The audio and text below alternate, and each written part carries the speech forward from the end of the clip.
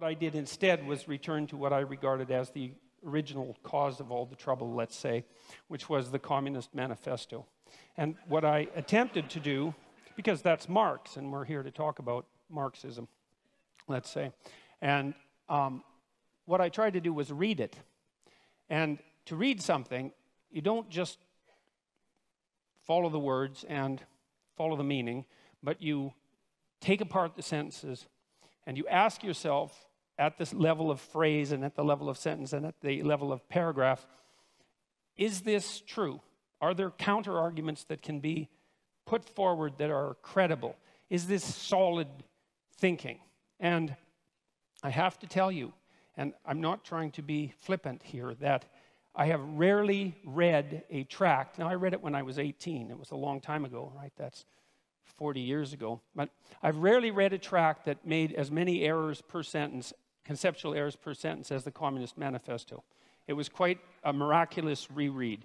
It was interesting to think about it psychologically as well, because I've read student papers that were of the same ilk in some sense, although I'm not suggesting that they were of the same level of glittering literary brilliance and polemic quality. And I also understand that the Communist Manifesto was a call for revolution and not a standard logical argument. But that notwithstanding, I have some things to say about the authors psychologically. The first thing is that it doesn't seem to me that either Marx or Engels grappled with this particular fundamental truth, which is that almost all ideas are wrong.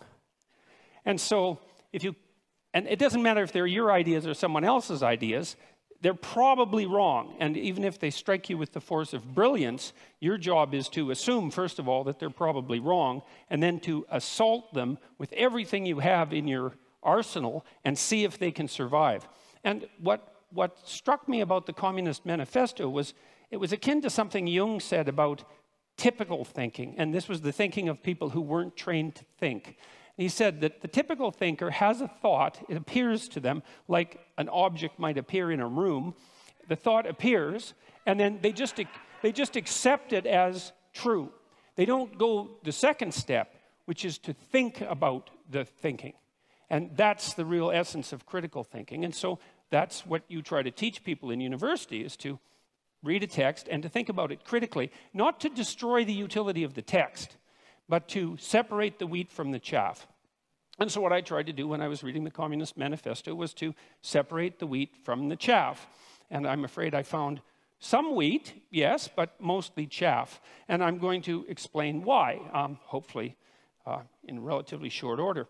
So I'm going to outline 10 of the fundamental axioms of the Communist Manifesto. And so these are truths that are basically held as self-evident by the authors. And they're truths that are presented in some sense as unquestioned, and I'm going to question them and tell you why I think they're unreliable. Now, we should remember that this tract was actually written 170 years ago. That's a long time ago. And we have learned a fair bit since then about human nature, about society, about politics, about economics. There's lots of mysteries left to be solved, but we are slightly wiser, I presume, than we were at one point. And so you can forgive the authors to some degree for what they didn't know, but that doesn't matter given that the essence of this doctrine is still held as sacrosanct by a large proportion of academics. Probably are among the most, what would you call, guilty of that particular sin. So here's proposition number one. History is to be viewed primarily as an economic class struggle. All right, so let's think about that for a minute. First of all, the proposition there is that history is primarily to be viewed through an economic lens, and I think that's a debatable proposition because there are many other motivations that drive human beings than economics, and those have to be taken into account, especially that drive people other than economic competition, like economic cooperation, for example. And so that's a problem. The other problem is that it's actually not nearly a pessimistic enough description of the actual problem, because history this is to give the devil his due. The idea that one of the driving forces between history is hierarchical struggle is absolutely true. But the idea that that's actually history is not true, because it's deeper than history. It's biology itself, because organisms of all sorts organize themselves into hierarchies. And one of the problems with hierarchies is that they tend to arrange themselves into a winner-take-all situation. And so, and that is implicit in some sense in Marxist thinking, because of course Marx believed that in a capitalist society, capital would accumulate in the hands of fewer and fewer people. And that actually is in keeping with the nature of hierarchical organizations. Now, the problem with that isn't so much the fact of, so there's accuracy in the accusation that that is a eternal form of motivation for struggle, but it's an underestimation of the seriousness of the problem, because it attributes it to the structure of human societies rather than the deeper reality of the existence of hierarchical structures per se, which, as they also characterize the animal kingdom to a large degree, are clearly not only human constructions. And the idea that there's hierarchical competition among human beings, there's evidence for that that goes back at least to the Paleolithic times. And so that's the next problem. It's that, well, this ancient problem of hierarchical structure is clearly not attributable to capitalism, because it existed long in human history before capitalism existed, and then it predated human history itself. So the question then arises, why would you necessarily, at least implicitly, link the class struggle with capitalism, given that it's a far deeper problem? And now, it's also, you've got to understand that this is a deeper problem for people on the left, not just for people on the right. It is the case that hierarchical structures dispossess those people who are at the bottom, those creatures who are at the bottom, speaking, say, of animals, but those people who are at the bottom, and that is a fundamental existential problem. But the other thing that Marx didn't seem to take into account is that there are far more reasons that human beings struggle than their economic class struggle, even if you build the hierarchical idea into that, which is a more comprehensive way of thinking about it. Human beings struggle with themselves, with the malevolence that's inside themselves, with the evil that they're capable of doing, with the spiritual and psychological warfare that goes on within them. And we're also actually always at odds with nature. And this never seems to show up in Marx, and it doesn't show up in Marxism in general. It's as if nature doesn't exist. The primary conflict, as far as I'm concerned, or a primary conflict that human beings engage in, is the struggle for life in a cruel and harsh natural world. And it's as if that doesn't exist in the Marxist domain. If human beings have a problem, it's because there's a class struggle that's essentially economic. It's like, no, human beings have problems because we come into life starving and lonesome.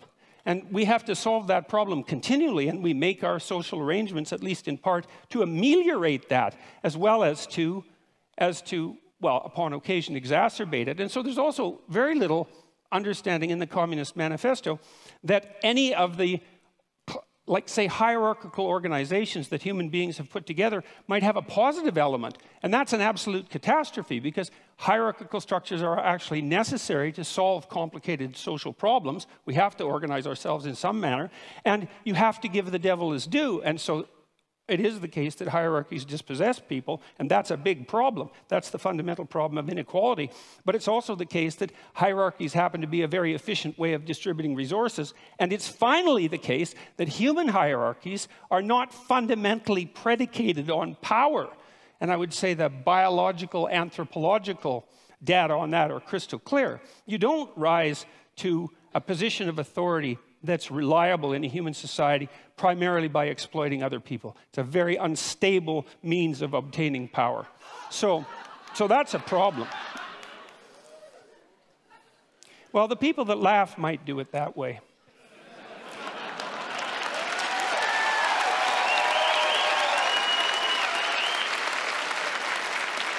Okay, now another problem that comes up right away is that Marx also assumes that you can think about history as a binary class struggle with clear divisions between, say, the proletariat and the bourgeoisie.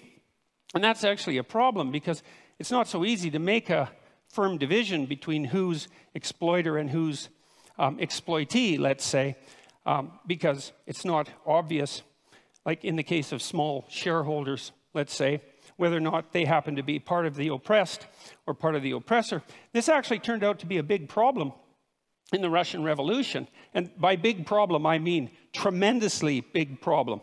Because it turned out that you could fragment people into multiple identities, and that's a fairly easy thing to do. And you could usually find some axis along which they were part of the oppressor class. It might have been a consequence of their education, or it might have been a consequence of the wealth that they strived to accumulate during their life, or it might have been a consequence of the fact that they had parents or grandparents who were educated or rich, or that they were a member of the priesthood, or that they were socialists, or anyways, the listing of how it was possible for you to be bourgeois instead of proletariat grew immensely, and that was one of the reasons that the Red Terror claimed all the victims that it claimed.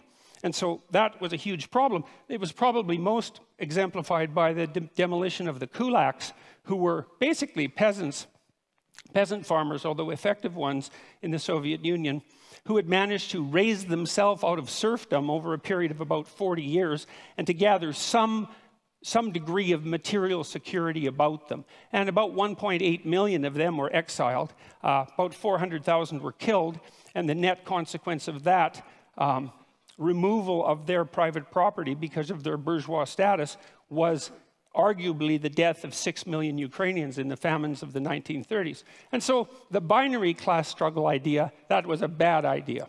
That was a very, very bad idea. It's also bad in this way, and this is a real sleight of hand that Marx pulls off, is you have a binary class division, proletariat and bourgeoisie, and you have an implicit idea that all of the good is on the side of the proletariat and all of the evil is on the side of the bourgeoisie. And that's classic group identity thinking. You know, it's one of the reasons I don't like identity politics, is because once you divide people into groups and pit them against one another, it's very easy to assume that all the evil in the world can be attributed to one group, the hypothetical oppressors, and all the good to the other. And that... Well, and that's naive. That's naive beyond comprehension, because it's absolutely foolish to make the presumption that you can identify someone's moral worth with their economic standing. So, and that actually turned out to be a real problem as well, because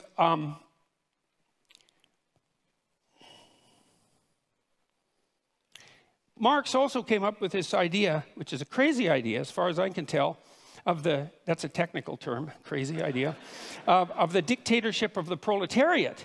And that's the next idea that I really stumbled across. It was like, okay, so what's the problem? Well, the problem is the capitalists own everything. They own all the means of production, and they're oppressing everyone. That would be all the workers. And there's going to be a race to the bottom of wages for the workers as the capitalists strive to extract more and more value from the labor of the proletariat by competing with other capitalists to drive wages downward, which, by the way, didn't happen, partly because wage earners can become scarce, and that actually drives the market value upward.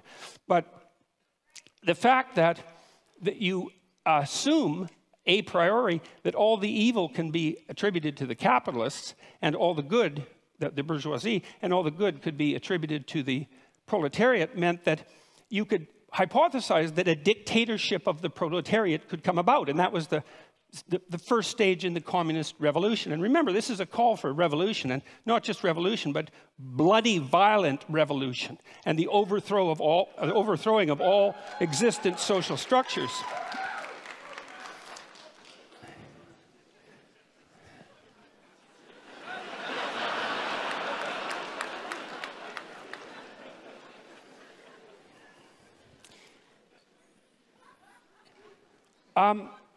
Anyways, the problem with that, you see, is that because all the evil isn't divided so easily up into oppressor and oppressed, that when you do establish a dictator of the proletariat, to the degree that you can do that, which you actually can't because it's technically impossible and an absurd thing to consider to begin with, not least because of the problem of centralization. I mean, you have to hypothesize that you can take away all the property of the capitalists.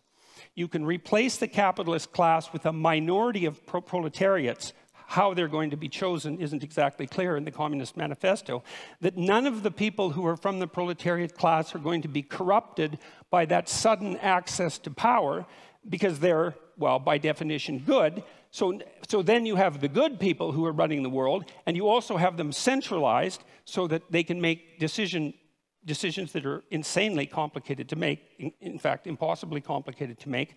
And so that's a failure conceptually on both dimensions because, first of all the proletariat aren't going to be good. And when you put people in the same position as the evil capitalists, especially if you believe that social pressure is one of the determining factors of human character, which the Marxists certainly believe, then why wouldn't you assume that the proletariat would immediately become as or more corrupt than the capitalists, which is, of course, I would say exactly what happened every time this experiment was run. And then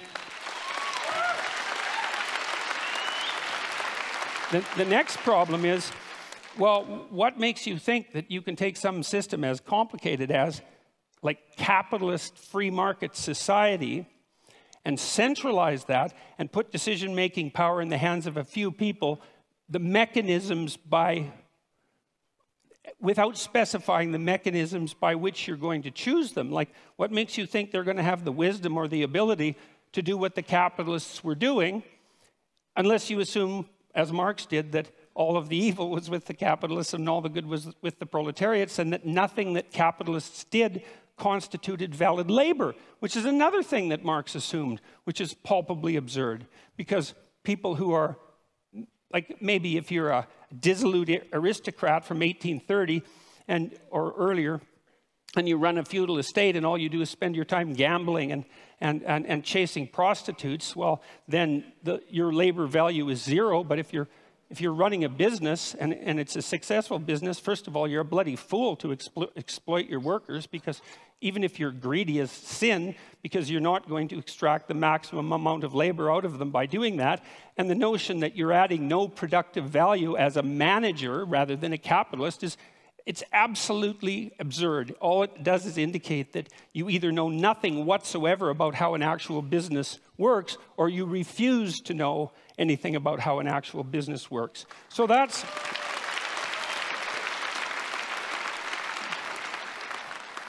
also a big problem. So then the next problem is the criticism of profit. It's like, well, what's wrong with profit exactly? What's the problem with profit? Well, the idea from the Marxist perspective was that profit was theft. But profit, well, can be theft because crooked people can run companies, and so sometimes profit is theft, but that certainly doesn't mean that it's always theft. What it means, in part at least, if the capitalist is adding value to the corporation, then there's some utility and some fairness in him or her extracting the value of their abstract labor, their thought, their abstract abilities, their ability to manage the company, and to engage in proper competition and product development and efficiency and the proper treatment of the workers and all of that. And then if they can create a profit, well, then they have a little bit of security for times that aren't so good, and that seems absolutely bloody necessary as far as I'm concerned. And then the next thing is, well, how can you grow if you don't have a profit? And if you have an enterprise that's valuable and worthwhile, and some enterprises are valuable and worthwhile, then it seems to me that a little bit of profit to help you grow seems to be the right approach. And then the other issue with profit, and you know this if you've ever run a business, is it's a really useful constraint. Like, it's not enough to have a good idea.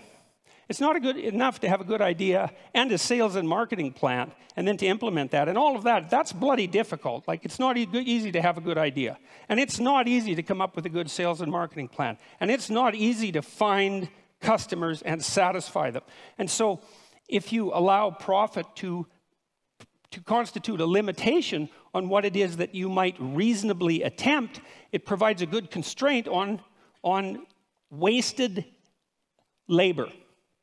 And so most of the things that I've done in my life, even psychologically, that were designed to help people's psychological health, I tried to run on a for-profit basis. And the reason for what that was, apart from the fact that I'm not averse to making a profit, partly so my enterprises can grow, but was also so that there were forms of stupidity that I couldn't engage in because I would be punished by the market enough to eradicate the enterprise. And so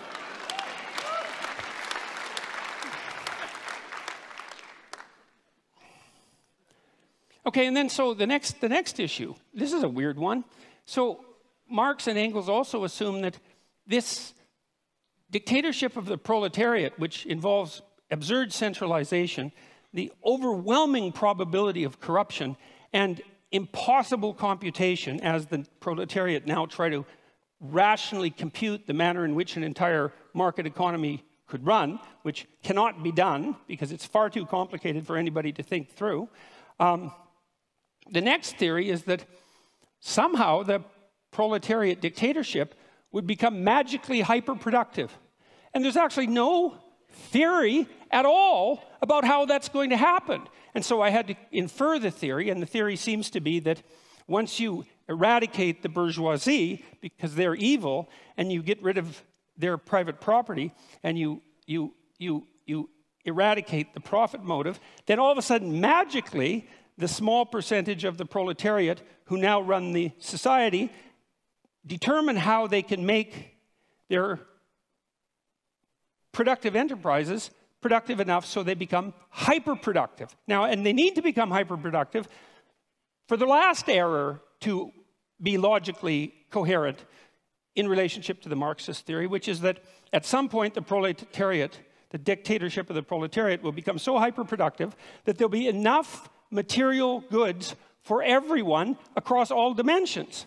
And when that happens, then what people will do is spontaneously engage in meaningful creative labor, which is what they had been alienated from in the capitalist horror show, and the utopia will be magically ushered in.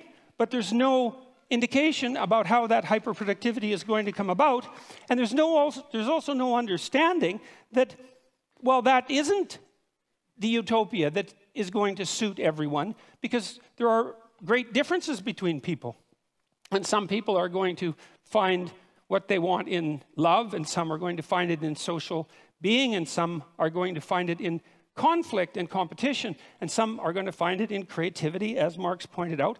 But the notion that will necessarily be the end goal for the utopian state is preposterous. And then there's the Dostoevskian observation too, which is one not to be taken lightly, which is, well, what sort of shallow conception of people do you have that makes you think that if you gave people enough bread and cake, in the Dostoevskian terms, and nothing to do with except to busy themselves with the continuity of the species, that they would all of a sudden become peaceful and heavenly?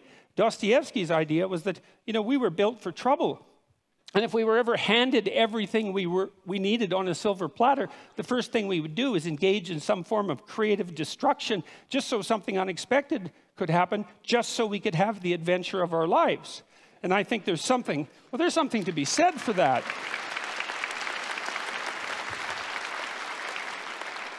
So, and then the last error, let's say, although by no means the last, was this, and this is one of the strangest parts of the Communist Manifesto, is Marx admits, and Engels admit repeatedly in the Communist Manifesto, that there has never been a system of production in the history of the world that was as effective at producing material commodities in excess than capitalism.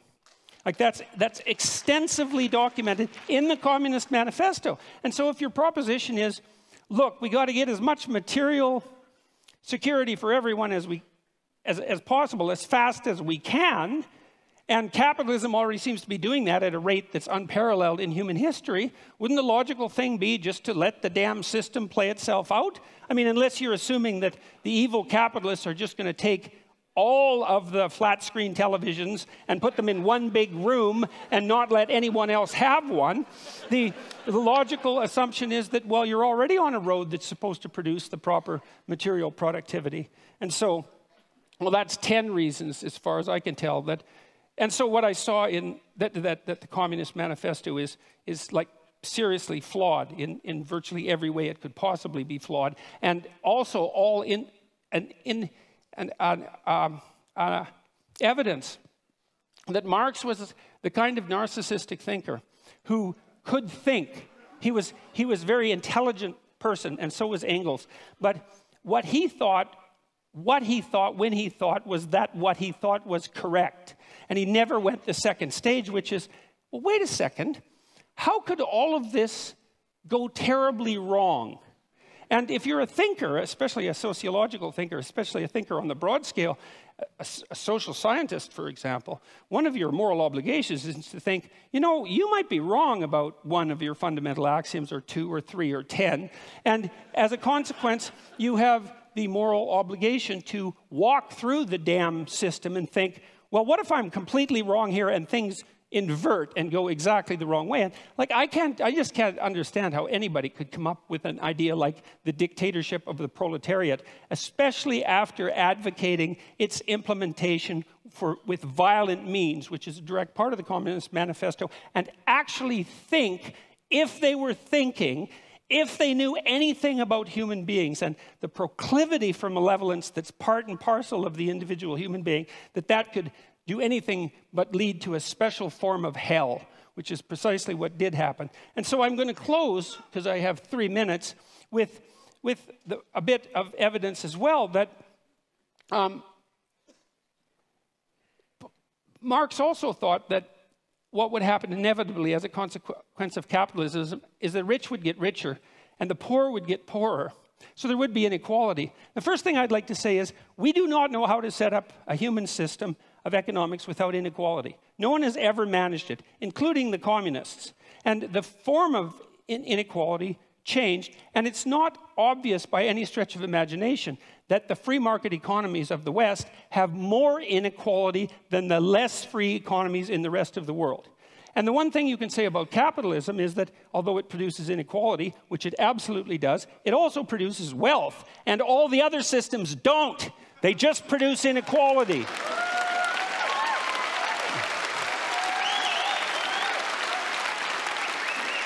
So here's a few stats. Here's a few free market stats, okay? From 1800 to 2017, income growth adjusted for inflation grew by 40 times for production workers and 16 times for unskilled labor. Well, GDP rose by a factor of about 0.5 from 1 AD to 1800.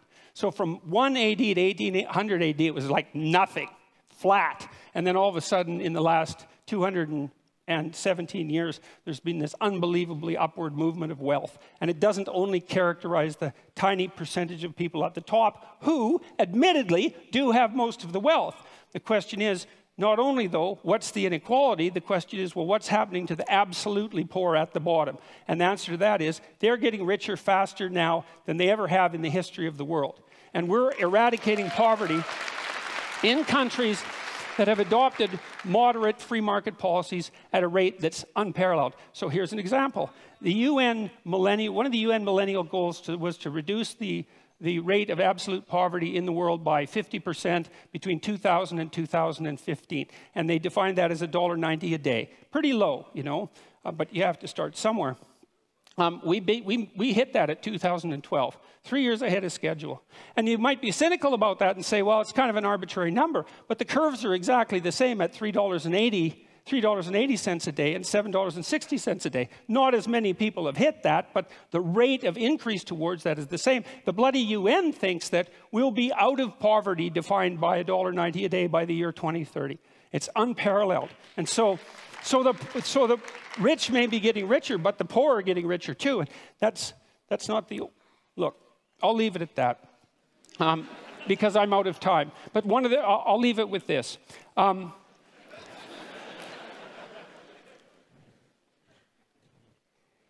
The poor are not getting poorer under capitalism. The poor are getting richer under capitalism by a large margin. And I'll leave you with one statistic, which is that now... in Africa, the child mortality rate in Africa now is the same as the child mortality rate was in Europe in 1952. And so that's happened within the span of one lifetime. And so if you're for the poor, if you're actually concerned that the poorest people in the world rise above their starvation levels, then all the evidence suggests that the best way to do that is to implement something approximating a free market economy.